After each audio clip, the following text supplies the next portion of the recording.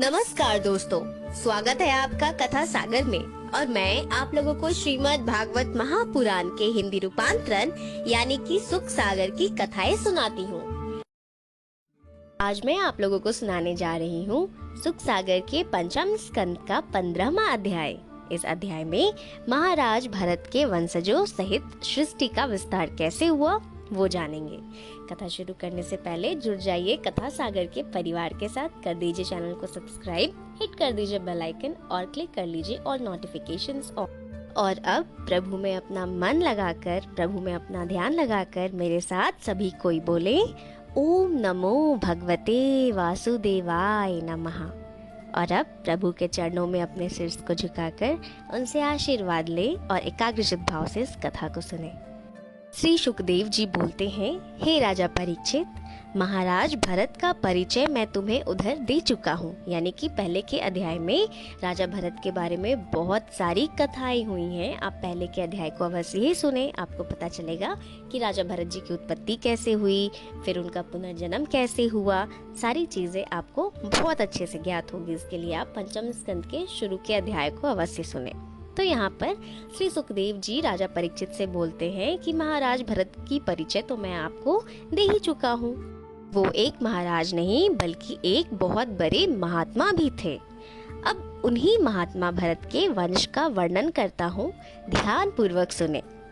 भरत के सुमति नामक पुत्र प्रभावशाली थे, जिनके सब आचरण ऋषभ देव जी के ही समान थे।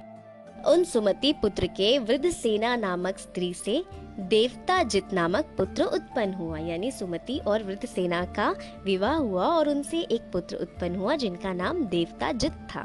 देवताजित के बारे में बतलाने के बाद श्री सुखदेव जी उनके वंशज के बारे में बताते हैं कि देवताजित के पुत्र हुए, फिर उनके पुत्र हुए, फिर उनके पुत्र हुए। तो उनके नाम बताते हैं, देवधुम, परमेष्ठी, प्रतिह। और प्रतिह के 3 पुत्र होते हैं, प्रतिहर्ता, प्रस्तोता और उदाता। ये 3 पुत्र उत्पन्न हुए, जिसमें प्रतिहर्ता की स्तुति नामक स्त्री से अज और भूमान नामक 2 पुत्र उत्पन्न हुए। भूमान की ऋषि कुल्या नामक स्त्री से उद्भित, और उद्भित को देव कुल्या नामक स्त्री से प्रस्ताव, फिर प्रस्ताव से नियुक्ता नामक स्त्री से विभु। इस तरह उनका वंश आगे बढ़ा और फिर विभु से पृथ्वीसेन हुए और पृथ्वीसेन की आकुति नामक स्त्री से विवाह हुआ, जैसे नक्त नामक पुत्र उत्पन्न हुआ। नक्त के दुति नामक स्त्री से गय नामक पुत्र उत्पन्न हुआ, जो राजर्षियों में बड़ा यशस्वी था। महाराज गय का राज्यकाल बड़ा ही सुंदर था और वे अपने समस्त कर्मों को परमात्मा में अर्पण करते थे। वे मोक्ष के लिए सदैव ही भक्ति योग से पूर्ण रहते थे। निष्काम रहते हुए भी वे प्रजा के हित में तत्पर और नीति नियम से सब राजाओं पर शासन करते थे। सभी उनको कर देते और सर्व पूज्य ब्राह्मण भी उन्हें अपने कठोर सष्टांश दे दिया करते थे। उनके यज्ञ में बहुत सा सोम पीने को मिलता था। एक समय इंद्र उसे पीकर तो मत हो गए थे। भगवान विष्णु उन्हें प्रत्यक्ष प्रकट होकर वर देने आया करते थे। इसके पश्चात उन महाराज गय के गयंता नामक स्त्री से उन्हें 3 पुत्र प्राप्त हुए। उन तीनों पुत्रों का नाम था चित्रस्थ, सुगति और अवरोधन। बड़े होने से चित्रस्थ ही राजा के अधिकारी हुए और उनकी उड़ना नामक स्त्री से विवाह हुई और उन्हें सम्राट नामक पुत्र प्राप्त हुआ।